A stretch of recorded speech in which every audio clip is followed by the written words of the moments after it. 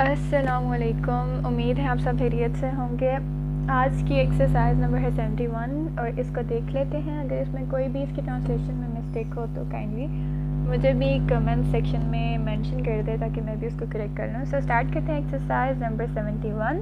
پہلے میں اس کا اردو پیسج ریڈ آؤٹ کر دیتی ہوں، دین اس کی ٹرانسلیشن انگلش میں۔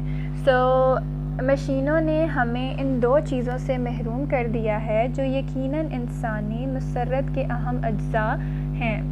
یہ بہستگی اور تنوع ہے۔ مشینوں کی اپنی رفتار ہے اور اپنے مطالبات ہیں۔ وہ شخص جس کے پاس ایک قیمتی مشین ہے اس امر پر مجبور ہے کہ اسے چلتا رکھے۔ جذبات کے لحاظ سے جو مشین میں سب سے زیادہ معیوب چیز ہے وہ اس کی باقاعدگی ہے، اور یقیناً اس کے برعکس مشین کے نقطہ نظر سے جذبات پر جو سب سے بڑا اعتراض ہو سکتا ہے وہ ان کی باقاعدگی، اور چنانچہ ان لوگوں پر جو اپنے آپ کو سنجیدہ سمجھتے ہیں، وہ جب مشین حاوی ہو جاتی ہے تو وہ انسان کی بہترین تعریف اس انداز سے کرتے ہیں گویا اس میں مشینی خصوصیات ہوں، مثلاً یہ کہ قابل اعتماد، وقت کا پابند اور قطعی درست ہو وغیرہ وغیرہ۔ چنانچہ ایک غیر متوازن یا نشیب و فراز والی زندگی بری زندگی کے ہم معنی بن کر رہ گئی ہے۔ اس کی ٹرانسلیشن دیکھتے ہیں۔ Machines have deprived us from these two things that certainly are important components of human happiness. These are spontaneity and variety.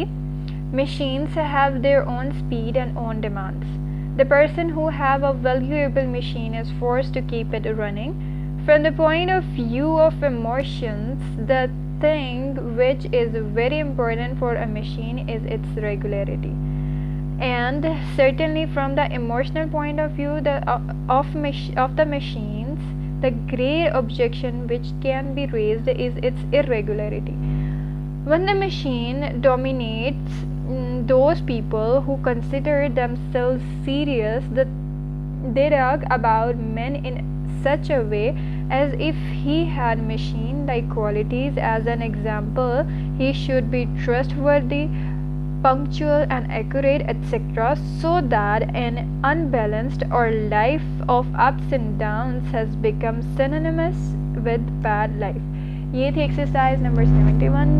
Next میں ہم 72 کی ٹرانسلیشن دیکھیں گے۔ تب تک کے لیے اللہ حافظ۔